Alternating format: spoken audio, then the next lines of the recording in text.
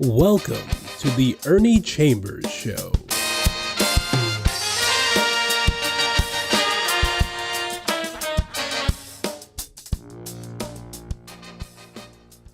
Brothers and sisters, friends, enemies, and neutrals, I'm back live.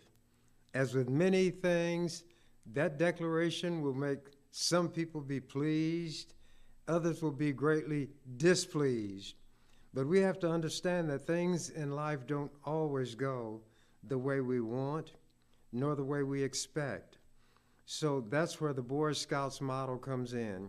Be prepared. No matter what happens, either we're going to face it and deal with it, we're going to duck our head and run for cover and hope that it goes by, or we'll be so much at sea that we'll behave like a dog chasing his tail. What I want to start talking about today are some things that trouble me and perhaps other people. I am now almost 77 years old. When my birthday comes in July, that will make me 77 years old, which is 87 years. One reason, even when I was younger, I had determined that I was going to live that long because Abraham Lincoln had a way of creating phraseology that was very attention-grabbing. And he started his Gettysburg Address 77 years ago.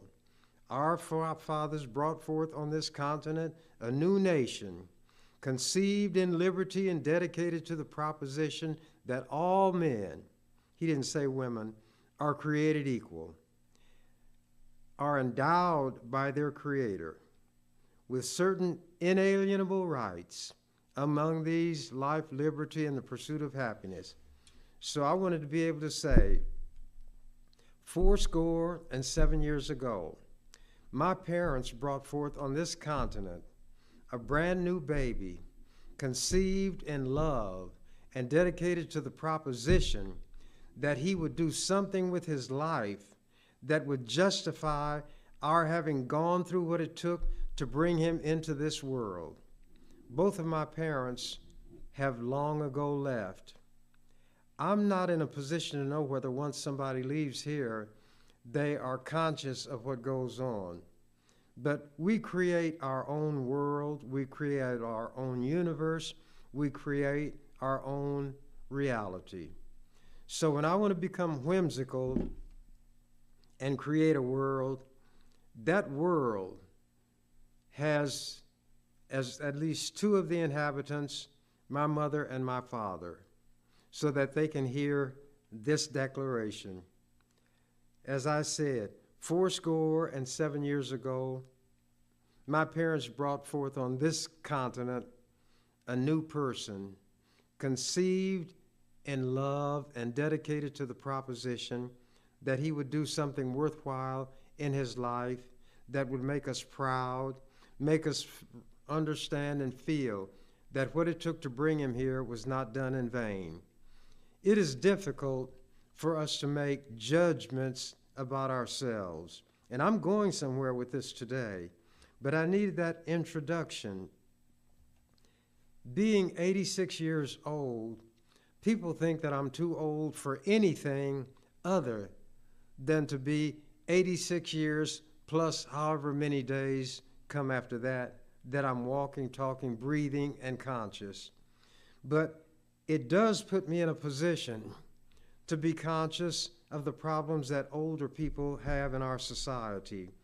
And in this one, which is supposed to be a humane society, one that is concerned about those who cannot help themselves, elderly people are often given the back of the hand and pushed aside.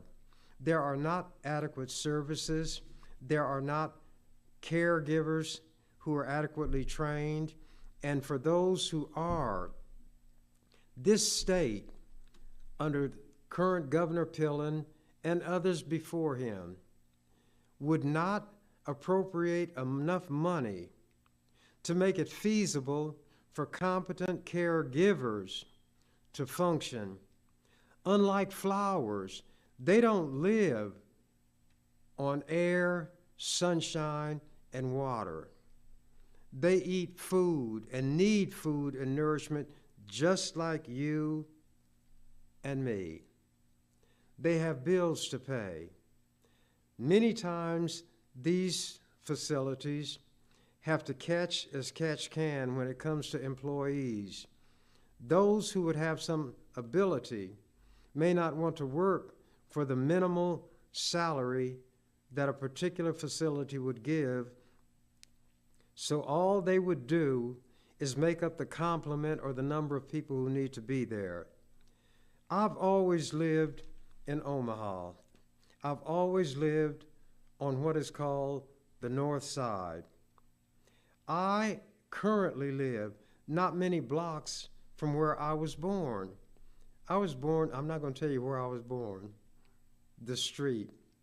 But at any rate, this is a community that is in my blood, and my blood is in this community. I got a mailing produced and sent out by an operation known as Archwell, which was to provide medical services to elderly people. Whenever something is set up in our community, I have a degree of skepticism because you know that expression, last hired, first fired? Well, in this instance, I wanted to be sure it wasn't some fly-by-night scheme that would beat people out of their money and leave them worse off than they were when they got there. So I paid them a visit. I want to get the address exactly right, but it's on 28th and Ames. It's across the street from the library up there. And when I went in, I saw a spacious facility. I didn't even know it was there. I had seen the building, but it's like passing something and you see it out of the corner of your eye, but you don't make note of it. Very well lighted, very clean. People who were extremely friendly. And I decided that this bears looking into. Reminds me of something Abraham Lincoln said when he rented his first office. He described everything about it.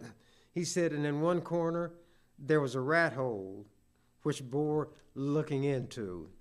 But at any rate, I decided that I would do all I could to call this facility to the attention of people, not only the elderly, but those who know or care for elderly people.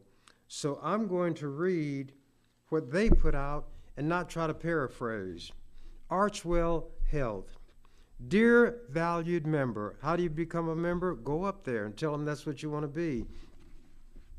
We're so excited to welcome you to the Archwell Health community and look forward to getting to know you. That's important to us because we care about you as a person, not just as a patient. That's why we offer so much more than great medical care. Your Archwell Health Center is also a place to connect with other seniors like you. I gave a lady a lift before coming here, and by the time she was through, elderly people had begun to come in, and they were going to be playing bingo, something I've never played in my life, but I understand that older people like to play it. And in the older days, there were Catholic churches, and I'd see great big banners saying bingo. And I did some research to see who this Saint Bingo was, because to be given that much play, he must have done something of value in history. Then I found out it's not the name of a saint, it's the name of a game. But at any rate, they were getting ready to play bingo, and they all seemed very, very much at ease. And the people who worked there, friendly, smiling, very accommodating. Continuing. As a member, you can count on getting the care and attention you need. Our doctors see fewer patients, so they have more time to spend with you. That way, they can really get to know you and understand your health goals. We offer same-day and telehealth appointments. We'll even help you with transportation to and from appointments if you need it. And our activity center is a great place to take a fitness class or just visit with fellow members. And I think the transportation within 50 miles of the facility. Being a member means you always know who to call first for your everyday health care concerns. Need to schedule a checkup? Have a question about your medications? Concerned about a nagging cough? That makes me think of a song. You all wouldn't know this because y'all are young, but I think the Coasters may have sung it. Get rid of that runny nose, that nagging cough, that sneeze, that wheeze, and other injuries. Get the wonder drug to cure all your ills. I'll try to remember. Get Jeremiah Peabody's polyunsaturated, quick dissolving, fast acting, pleasant tasting green and purple pills. Oh yeah, little green and purple pills. So if you don't have to worry about Jeremiah Peabody's pills that might or might not cure you, might or might not kill you. This is very competent, well-directed medical attention.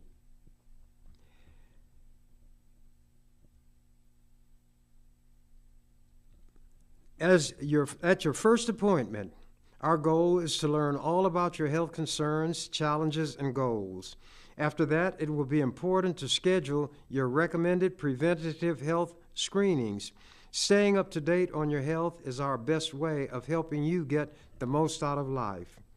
Please read through our new member materials and learn about the many benefits of Archwell Health membership. In this packet, you'll find, and there's no membership cost, our Archwell Health Center brochure, our member portal guide. If you have any questions at all, please call our office, and this is the number, 531. Some of you may have noticed that 531 is a local number. They ran out of 402 area code numbers. So this now is 531-895-7802. 531-895-7802. Thank you for choosing Archwell Health. We look forward to working with you to keep you healthy and able to live your best life. And I've never had a doctor of my own. I didn't get sick because I wanted to see just how this service would be provided people.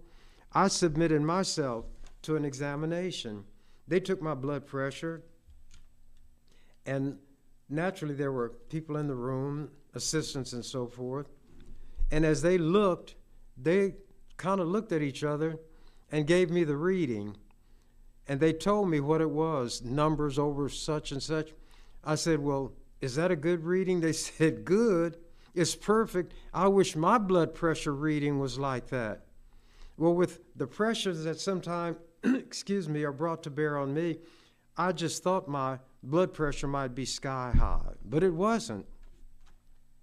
The general examination came out very well. I told people at the place that I don't want to slip into dementia, but I think that might be what's happening to me. I forget things. They said, like what? I said, they're the names of old-time actors and actresses I used to could come up with immediately. Some from that era I can, but others I can't remember. And they kind of chuckled, does it make any difference in your life? I said, not living day to day, but I'm just wondering if maybe some of my brain cells are falling and failing on me. I have a way of remembering things. If I have several items, I will create a sentence that includes all of them in a given order, or the first letter of each word and produce a word. Just different ways that I can remember things, and everybody might do that.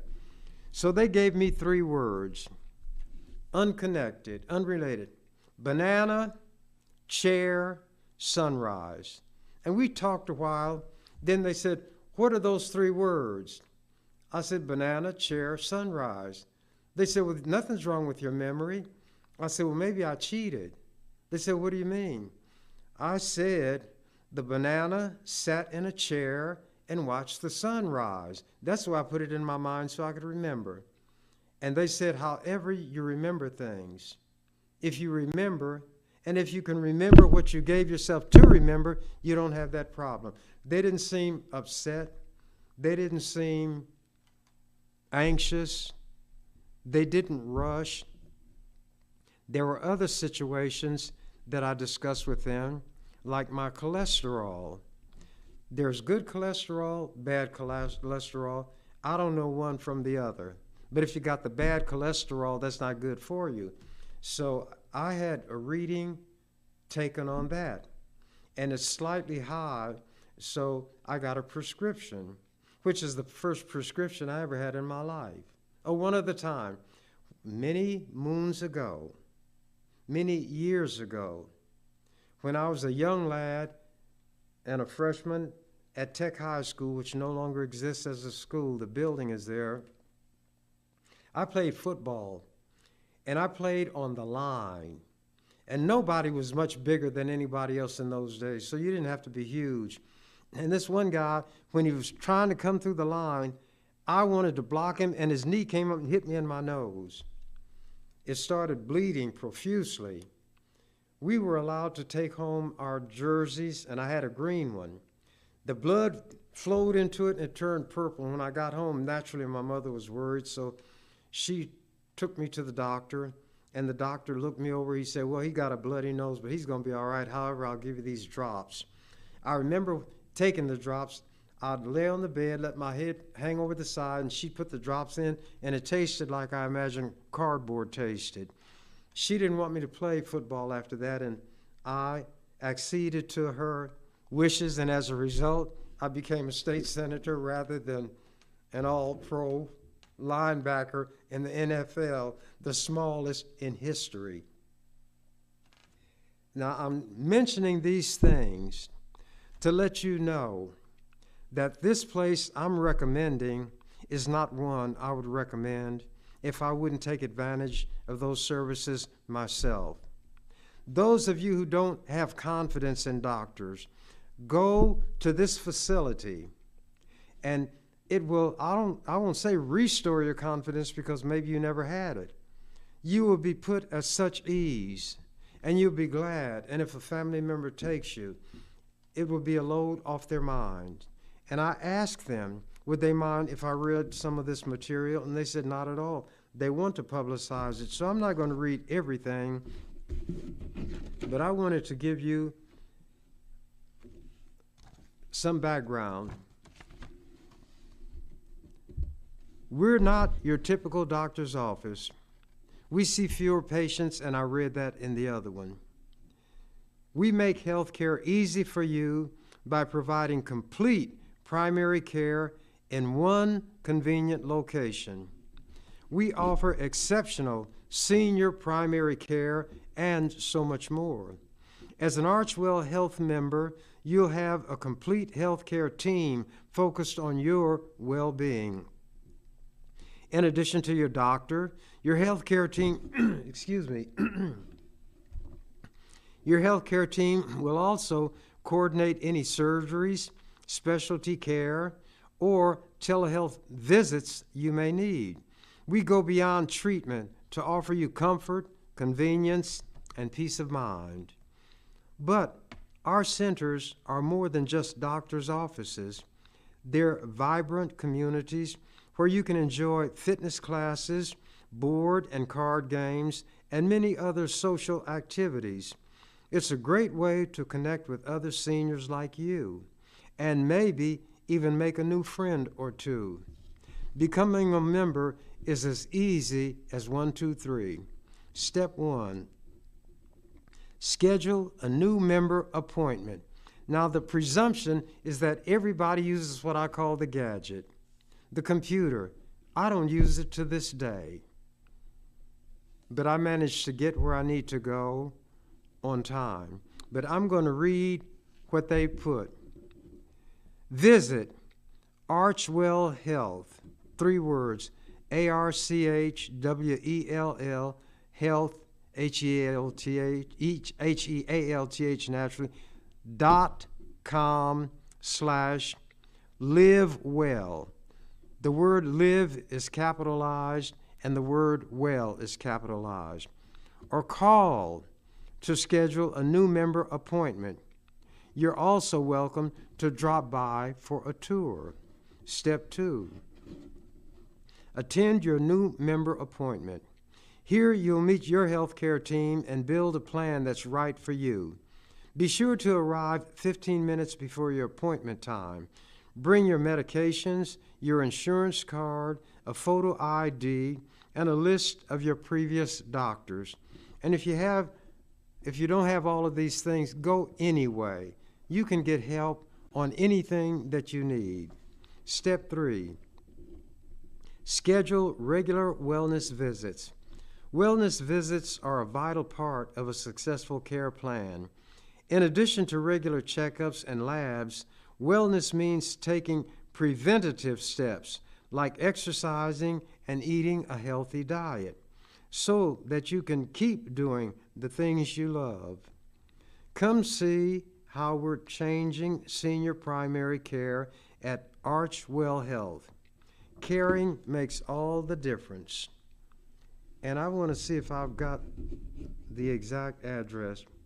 But anyway, it's across the street coming east on 30th, from 30th. East of the library, you'll see the building. Go there. Tell them Ernie Chambers sent you.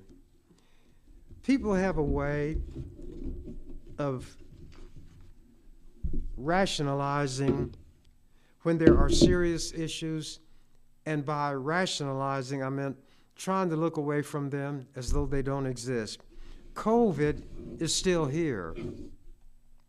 COVID has a cousin, RSV, which is another disease of your breathing system.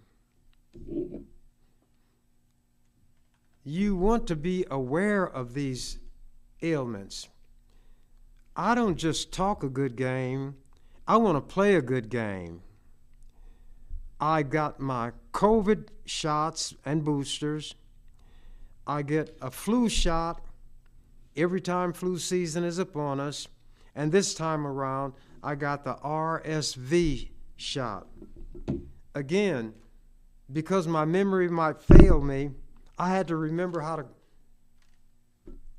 recollect this RSV, so if I wanted the shot, I could tell it. Well, there is something that is burned in my mind. RSVP, répondez s'il vous plaît, respond.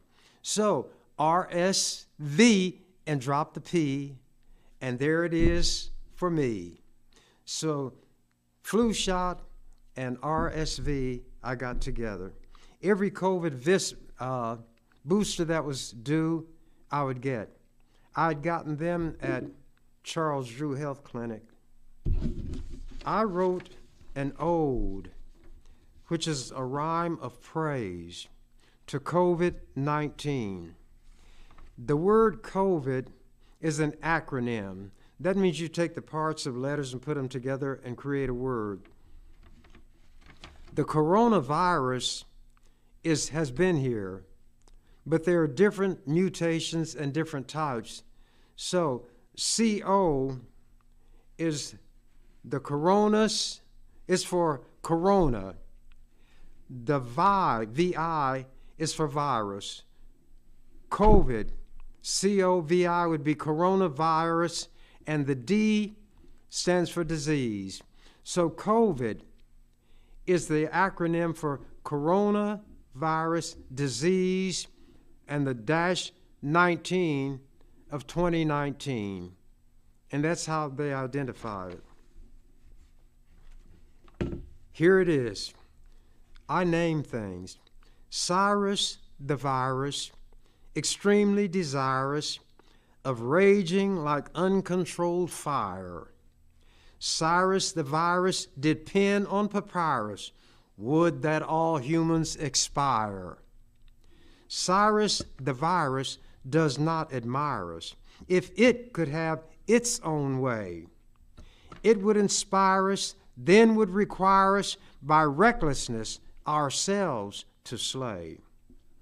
Osiris the virus, forget not King Pyrrhus, who dealt the Romans what for? A victory he won, but when all was done, King Pyrrhus lost the war. Cyrus the virus, the fate of King Pyrrhus awaits you if man but relents. Your days are numbered when minds are unencumbered, embracing medical science and sense.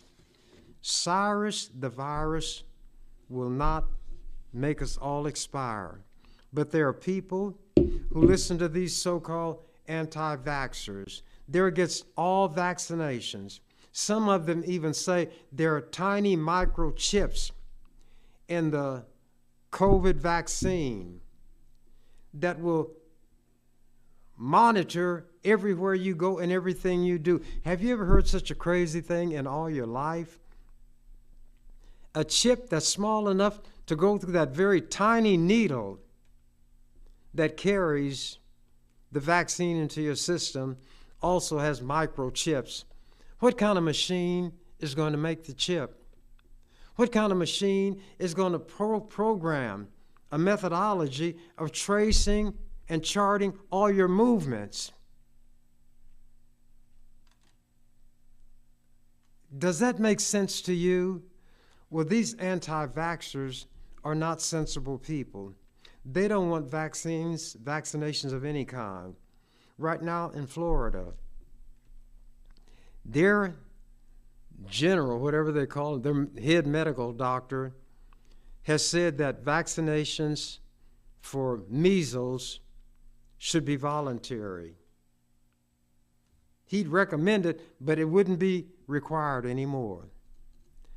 And there were children who came down with measles. It is a highly contagious disease. It can be transmitted by contact or through the air. You can be in a room where somebody is infected, and if you haven't been vaccinated, you get it, then you spread it. The good news for measles is that what they do is being spread by human beings through their own carelessness and foolishness. Because there is not a lot of daily discussion about COVID, people think it has gone away, that it's less deadly. Both of those propositions are incorrect.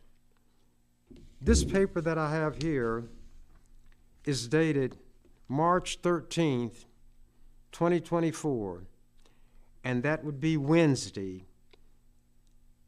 Is today Wednesday? That's today. Don't that beat all? That's what old people say. I did that on purpose. Here is an article in today's paper. CDC will expand testing for diseases at airports. Dateline, New York. The top U.S. public health agency will expand a program that tests international travelers for COVID-19 and other infectious diseases. But you've been led to believe that COVID-19 is no longer a problem. The Center for Disease Control and Prevention Program asks arriving international passengers to volunteer to have their noses swabbed and answer questions about their travel. The program operates at 6 airports, and the CDC said Tuesday it will add 2 more, Chicago's, O'Hare, and Miami. Those locations should provide more information about respiratory infections coming out of South America, Africa, and Asia, particularly those areas, CDC officials said, CDC. The program began in 2021 and was credited with detecting coronavirus variants faster than other systems. The genomic testing of travelers' nasal swabs has mainly focused on COVID-19, but testing also is being done for two other respiratory viruses, flu and RSV. I got shots for all of them. COVID, RSV, and flu. I'd rather be safe than sorry. COVID is out there.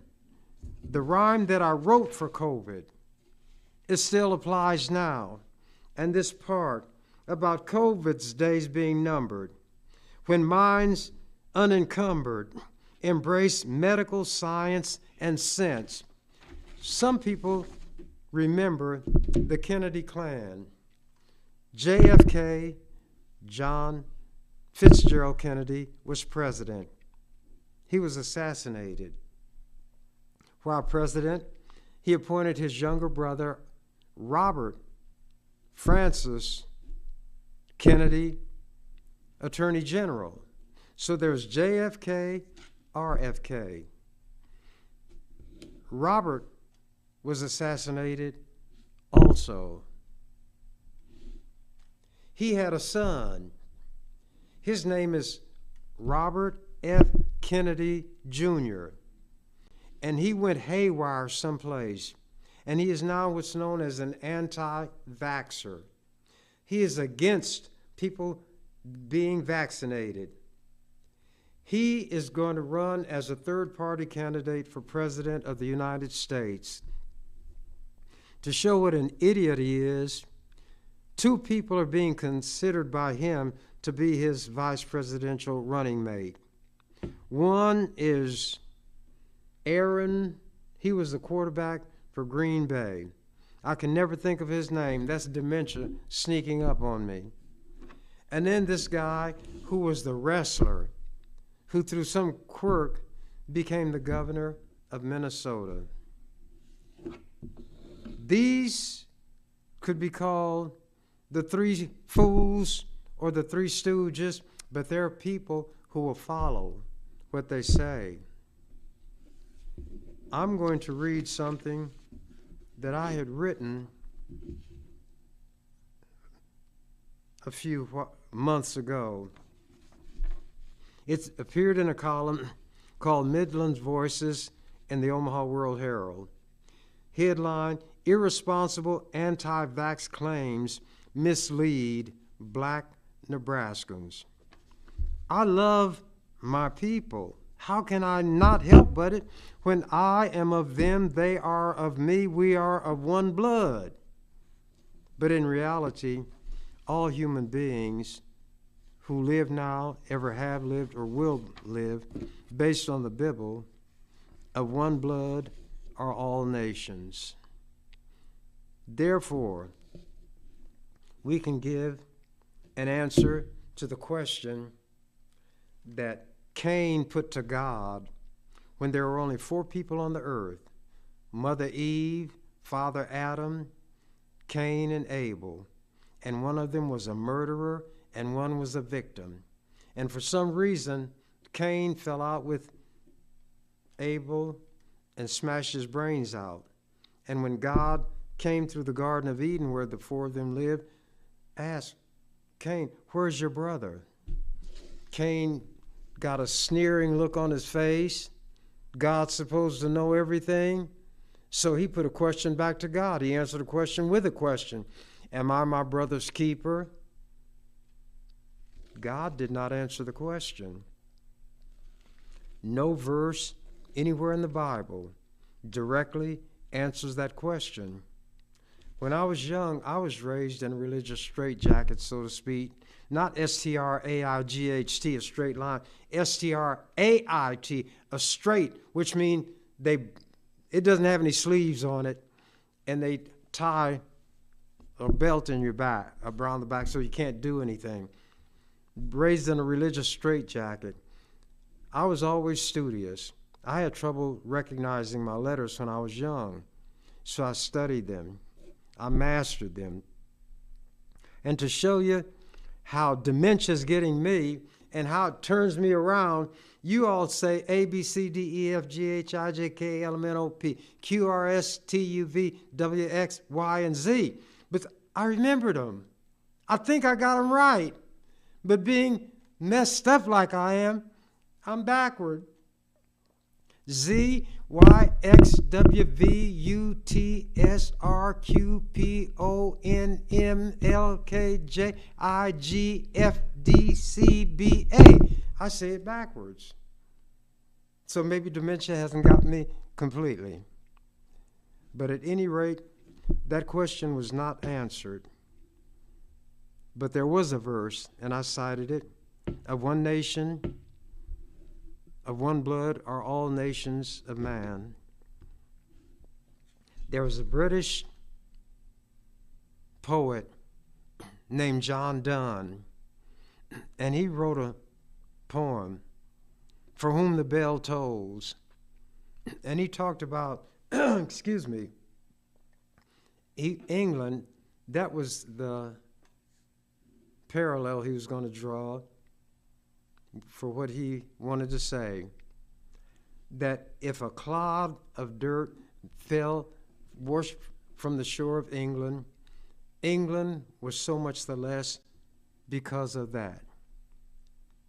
He said, and these words most people have seen in some form or other, no man is an island entire unto itself, each is a part of the main.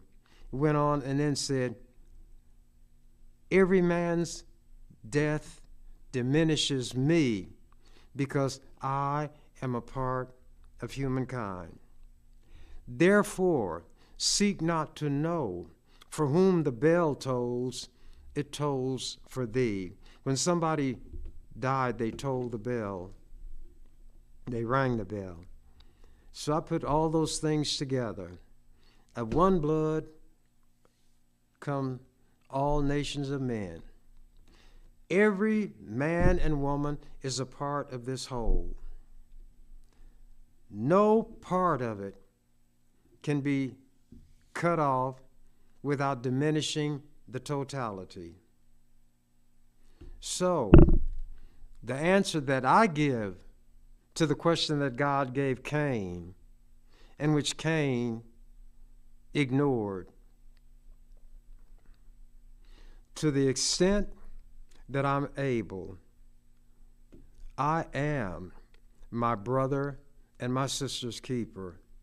And when I was in the legislature, believe it or not, I don't claim to have any religion. I don't condemn anybody for having theirs, to each his or her own. Anytime somebody had a problem, when they were mistreated or misused, especially by the government, whether it was at the hands of the governor, the attorney general, the court, a specific judge, I would immediately get on the case. And I was known for that. And some people ask me, how in the world are you going to talk about how racist these white people are? They still deprive us of our rights. Then you turn around and help them. I say, well, to my knowledge, none of those I've helped are the ones who are consciously and deliberately doing this. But what difference would it make to me if, when I put my hand up and gave that affirmation that I would carry out the duties of this job to the best of my ability? I don't swear. It goes back maybe to my religious roots.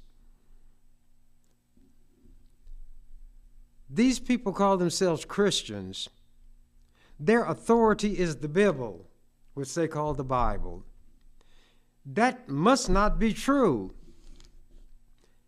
In court, you swear to tell the truth and whole truth and nothing but the truth and put your hand on the Bible. What you ought to say, I swear to tell the truth and everything but the truth, if you want to really tell the truth. The Bible says, Jesus said it, swear not by heaven, for it is God's throne. Swear not by earth. Swear not by Jerusalem, for it's his footstool. Swear not by your head, because you can't make one hair white or black. I'd say to you, Swear not at all. Yet your yea be yea, your nay be nay. Anything more than this comes of evil. But the formal oaths for every office in this country, do you swear? But because during the early days of this country, there were religious people who took their religion seriously, although not so seriously that they wouldn't drown women if they were thought to be witches. They wouldn't crush men with stones if they were thought to be practitioners of witchcraft. But one thing they wouldn't do was swear. So that meant they couldn't be members of the government. So they had to open a way for these kind of people to serve in office because despite their backwardness and viciousness in carrying out their religion, they were intelligent people and they could help the government. So next to the word swear, they put parentheses, and in that parenthesis within them were two words, or affirm. And the only purpose of an oath is to call your attention to a specific point when you made a statement that was to be true. And if it was one required by law to be true and it was not, the fact that we can go back to this particular statement where you took this oath means that you lied under oath, you committed perjury, and you can be punished for it. But they never believed that saying those words, I swear, would make you tell the truth. Because you were lying when you said you swore to tell the truth. But at any rate, it now is a part of the official oath for any governmental office. I solemnly swear or affirm. So when I put my hand up, it wasn't swear, it was affirm. When I gave that affirmation, it was to carry out the duties of this office to the best of my ability, and that meant anybody, I don't care who they were. It could be Jack the Ripper. It could be Adolf Eichmann. It could be Adolf Hitler. If that person was being treated unfairly by the government, and there was anything I could do to undo or prevent that unfair treatment, that's what I do. Then you go on after them in the proper way if they violated the law.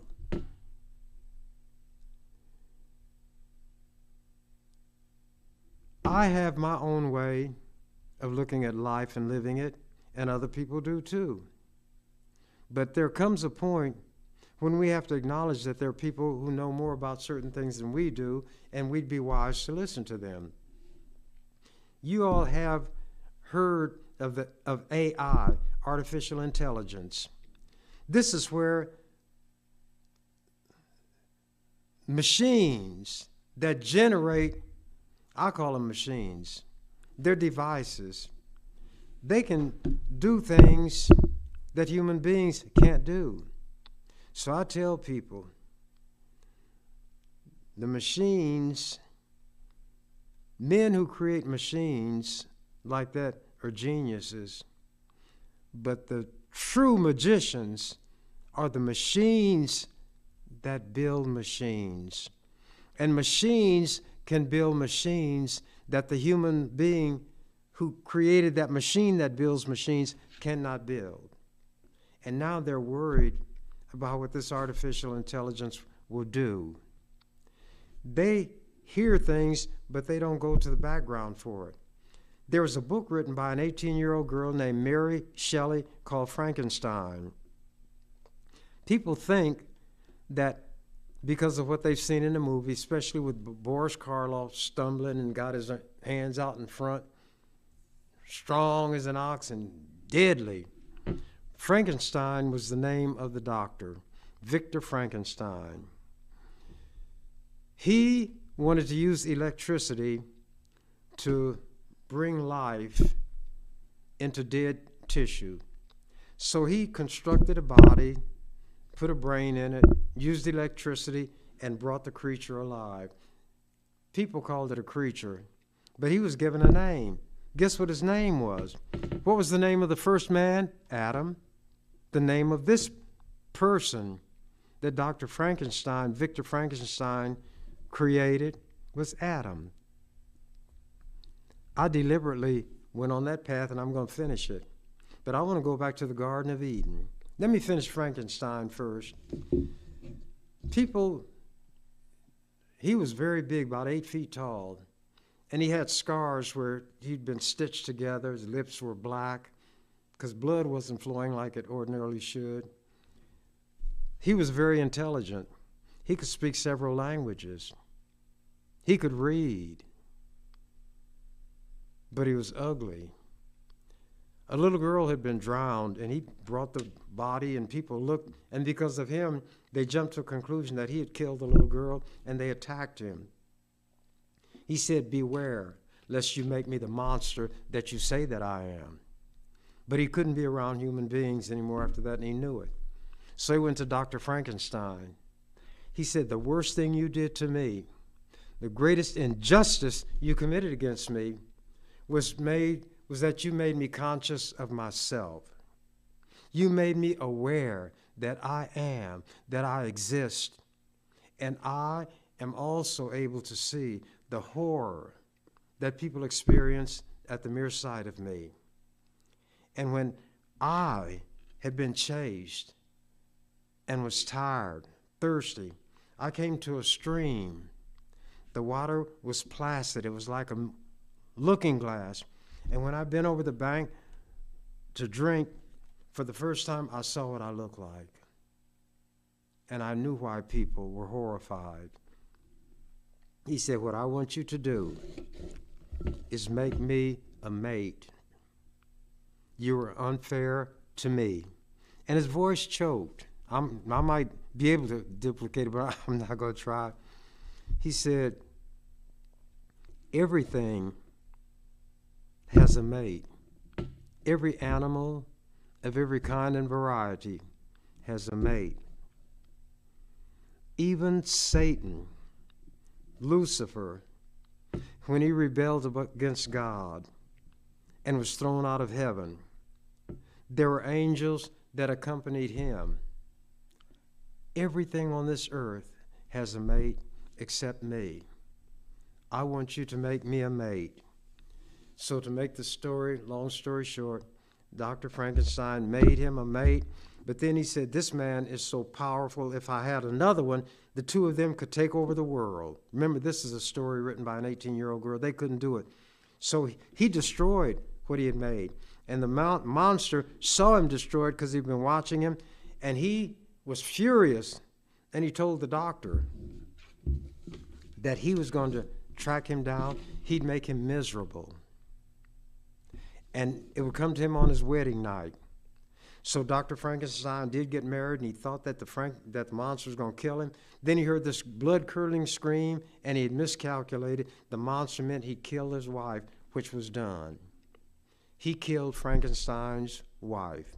Then the rest of the story was the doctor trying to track the monster down, and the monster was playing cat and mouse with him. But that young girl at 18 years old put a profound statement in that monster's mouth. And people haven't read this book. They go by the show, and the words are not there. But that monster looked at the doctor. He said, "You are my creator, but I am your master." Artificial intelligence is going to tell these human beings, "You are my creator, but I am your master. And don't you ever forget it." My time has run out, and there are a few things that I wanted to be sure and get to. But when you do as I do, and you're not tied to a script, you go here, there, and everywhere, just like water.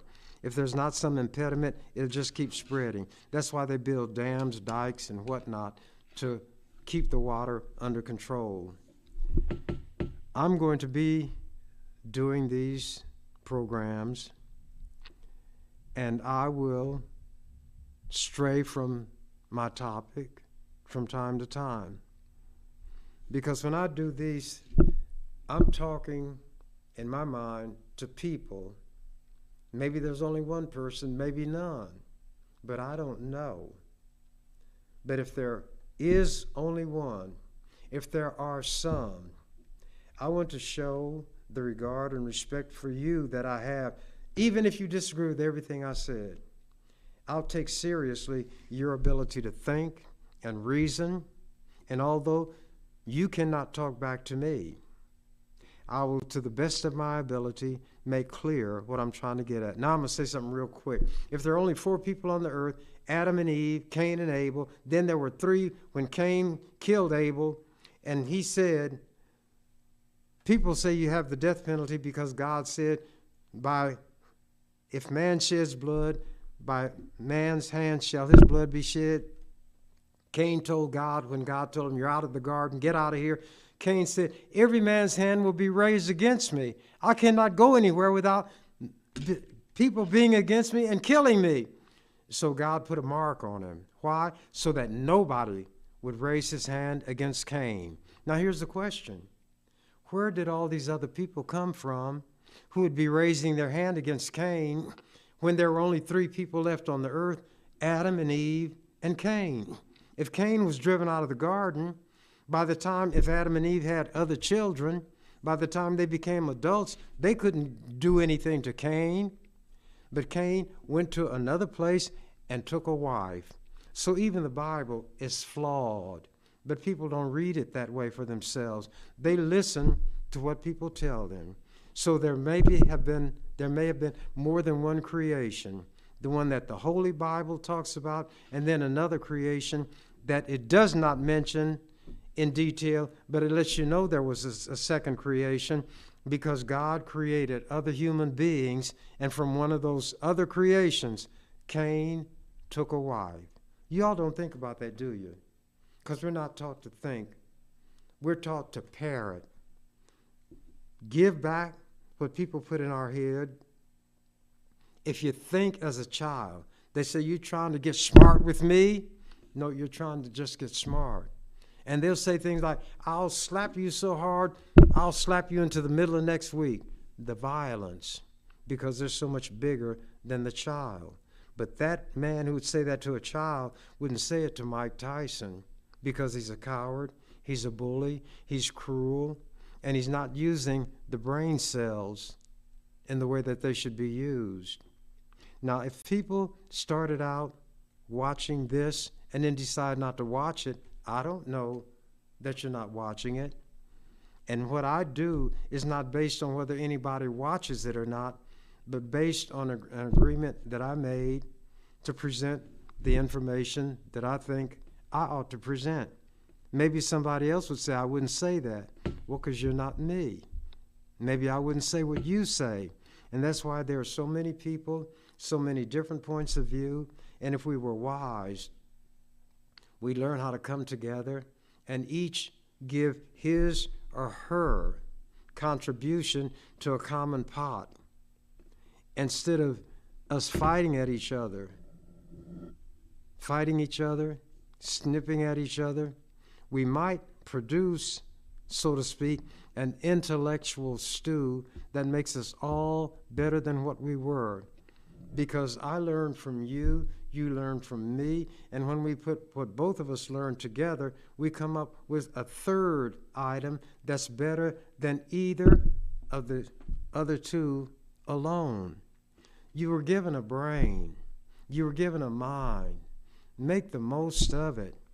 Stop being cruel to children. Stop, if you're strong, stop oppressing the weak. If you're weak but cunning, don't be a trickster. And I think that my time is so close to being out, I don't want to get on a trail that I won't be able to walk to the end of. So with that, I'm out of here. You've been watching The Ernie Chambers Show.